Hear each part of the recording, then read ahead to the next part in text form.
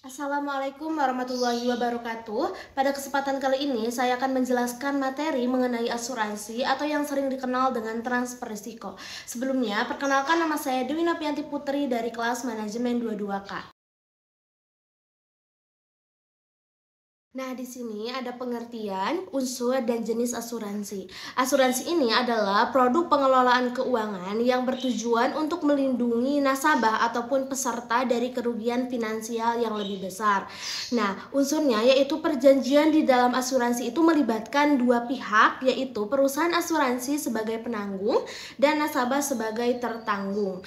Tertanggung berkewajiban membayar sejumlah premi asuransi untuk mendapatkan pertanggungan dari penanggung sesuai dengan produk atau polis yang kita pilih.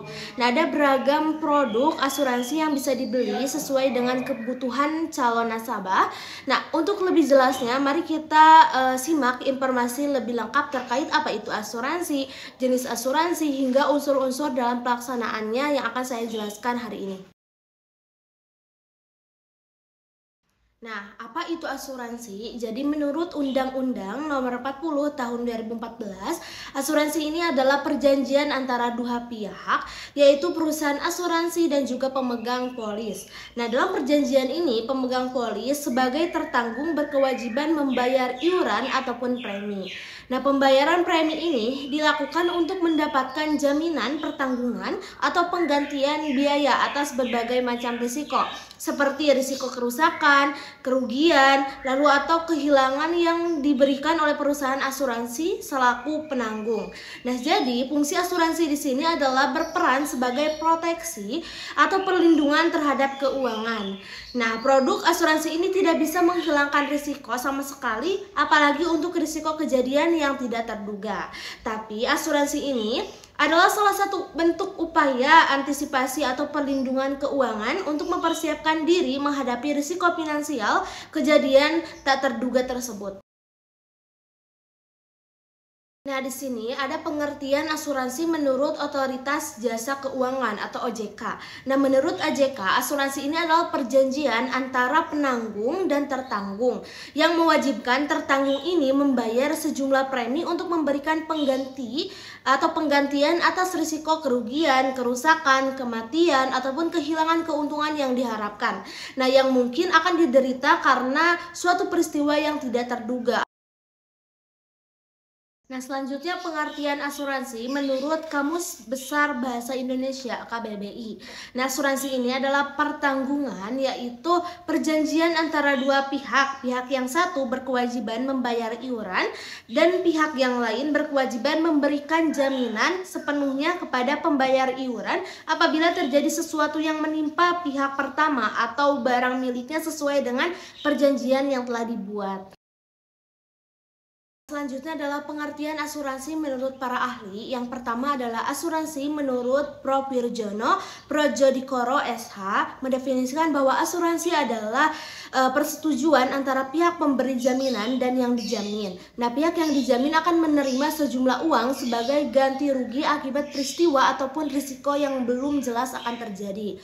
Nah, yang kedua adalah asuransi menurut Abbas Salim melalui bukunya menjelaskan bahwa asuransi ini adalah suatu kemauan dalam hal penetapan kerugian kecil atau sedikit yang sudah pasti sebagai ganti kerugian besar yang belum pasti terjadi di masa depan.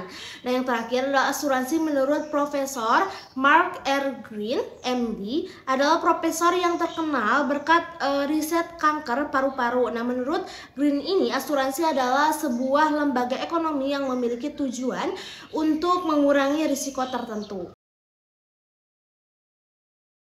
Jenis-jenis asuransi yang ada di Indonesia. Nah, di sini ada 13 jenis asuransi. Nah, pada prinsipnya itu asuransi dibagi berdasarkan objek pertanggungannya seperti asuransi kesehatan, jiwa, kecelakaan, kendaraan, dan lainnya. Nah, yang pertama adalah asuransi kesehatan. Asuransi kesehatan ini adalah produk asuransi yang memberikan jaminan kepada tertanggung untuk mengganti setiap biaya pengobatan. Produk asuransi kesehatan yang umum dicari adalah hospital cash plan dan asuransi penyakit sakit kritis. Yang kedua adalah asuransi jiwa, yaitu program perlindungan finansial dalam bentuk santunan tunai apabila terjadi risiko meninggal dunia atau cacat total tetap pada pemegang polis atau tertanggung. Yang ketiga adalah asuransi kecelakaan diri. Nah, ini adalah produk asuransi yang memberikan solusi finansial jika tertanggung ini mengalami risiko kecelakaan diri. Nah, solusi yang diberikan asuransi kecelakaan diri ini biasanya adalah santunan meninggal dunia dan biaya pengobatan akibat kecelakaan. Nah, yang keempat adalah asuransi unit link, yaitu produk asuransi yang memberi manfaat proteksi dan investasi. Jadi artinya nasabah bisa mendapatkan manfaat asuransi dan nilai tunai investasi sekaligus. Biasanya produk ini umum ditemukan di asuransi jiwa dan asuransi kesehatan. Lalu yang kelima adalah asuransi kendaraan bermotor. Nah, salah satu produk asuransi kendaraan bermotor yang banyak dicari adalah asuransi mobil. Dalam asuransi mobil ini ada dua jenis yang bisa dipilih, yaitu asuransi all risk atau TLO. Nah, jadi asuransi mobil all risk ini adalah jenis asuransi yang menanggung segala bentuk kerugian termasuk kerusakan ringan hingga berat serta risiko kehilangan. Jika asuransi TLO, yaitu pertanggungan diberikan jika kerusakan mobil ini mencapai sama dengan atau lebih dari 75% nilai mobil sebelum mengalami kerugian. Lalu yang keenam adalah asuransi pendidikan. Mempersiapkan dana pendidikan untuk anak harus dilakukan sejak dini agar masa depan terlindungi. Nah, asuransi pendidikan ini adalah jenis asuransi jiwa yang dikombinasikan deposito ataupun tabungan untuk mempersiapkan dana pendidikan anak. Yang ketujuh adalah asuransi korporasi, yaitu jenis asuransi kumpulan untuk karyawan perusahaan. Jenis produknya adalah asuransi kesehatan karyawan dan asuransi jiwa karyawan. Yang kesembilan adalah asuransi perjalanan. Jadi jenis asuransi yang memberikan ganti rugi jika terjadi risiko perjalanan selama nasabah berpergian baik di dalam negeri maupun di luar negeri. Yang kesembilan adalah asuransi sosial, yaitu jenis asuransi yang dihadirkan oleh pemerintah untuk seluruh masyarakat Indonesia dengan premi terjangkau. Terdapat dua produk asuransi sosial, yaitu BPJS Kesehatan, pasti kalian sudah tahu, yang memiliki fungsi serupa dengan asuransi kesehatan pada umumnya, dan BPJS Ketenagakerjaan ditujukan untuk para pekerja. Nah, yang ke-10 adalah asuransi hari tua, yaitu jenis asuransi yang memberikan manfaat pertanggungan ketika nasabah memasuki usia pensiun dan tidak lagi produktif.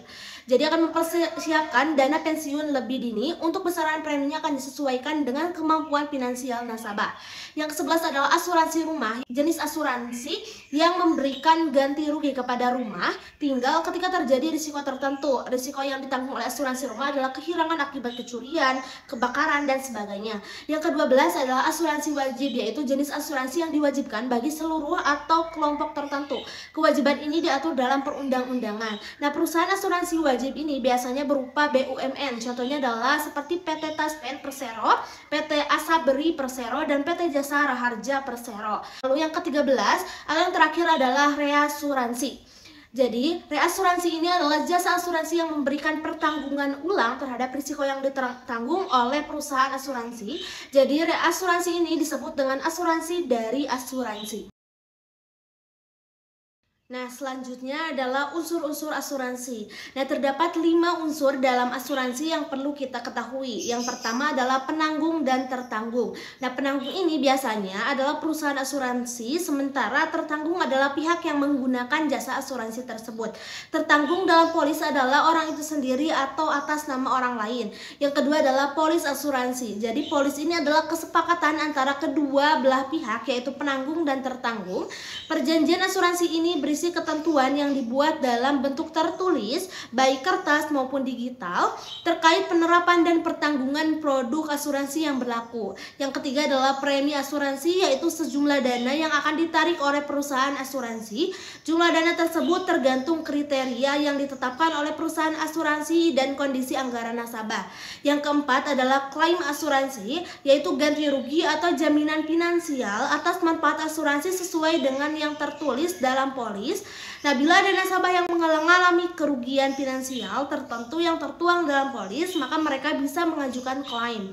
Nah, yang terakhir adalah uang pertanggungan atau santunan. Jadi prosesnya itu nasabah bisa membayar premi, lalu jika terjadi kerugian, maka nasabah bisa mengajukan klaim. Lalu perusahaan asuransi ini akan memberikan uang pertanggungan pada nasabah. Lalu, apa saja fungsi asuransi? Nah, asuransi ini memiliki 3 fungsi utama, yaitu sebagai pengalihan risiko, meminimalisir kerugian finansial, serta memberi keamanan untuk masa depan. Namun, berdasarkan jenisnya, manfaat atau fungsi asuransi ini dibedakan lagi menjadi beberapa kategori.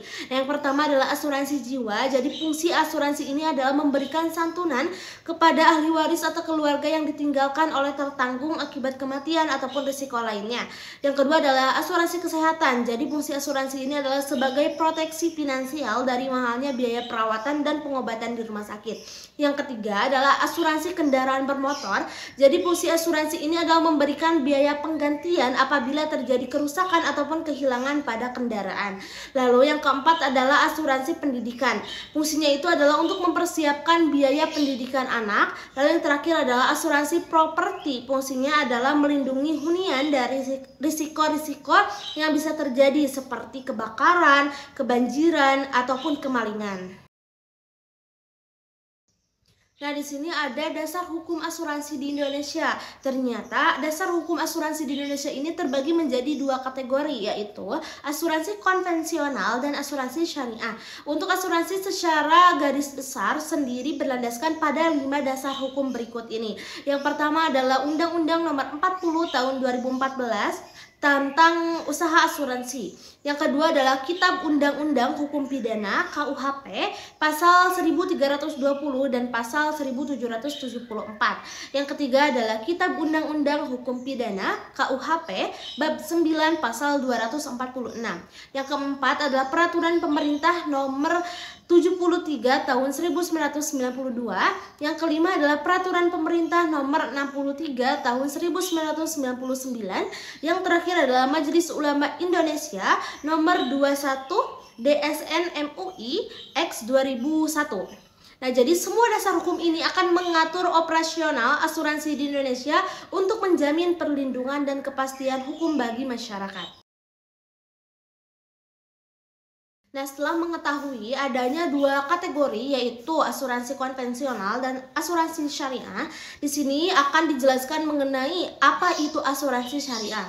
Nah, dalam asuransi ada juga jenis asuransi syariah, adalah jenis asuransi yang pelaksanaannya serta cara kerjanya disesuaikan dengan syariat Islam.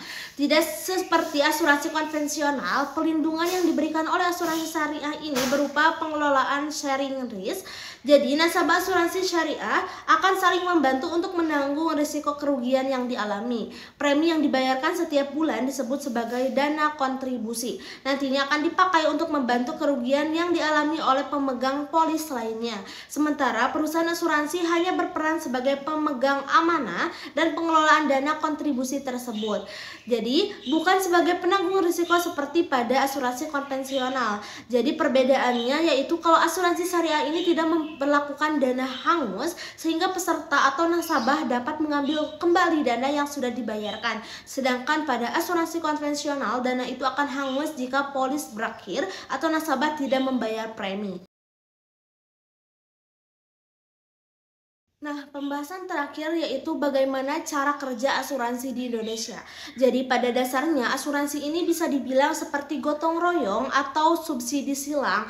Sebab perusahaan asuransi ini sebenarnya menghimpun dana dari nasabah, kemudian dana tersebut diolah sedemikian rupa saat salah satu nasabah mengalami kerugian finansial tertentu yang masuk dalam kesepakatan, pihak perusahaan asuransi ini akan menggelontarkan sebagian dana tersebut. Baik, cukup sekian pemaparan materi terkait asuransi ataupun transfer risiko dari saya. Mohon maaf apabila ada kesalahan. Wassalamualaikum warahmatullahi wabarakatuh.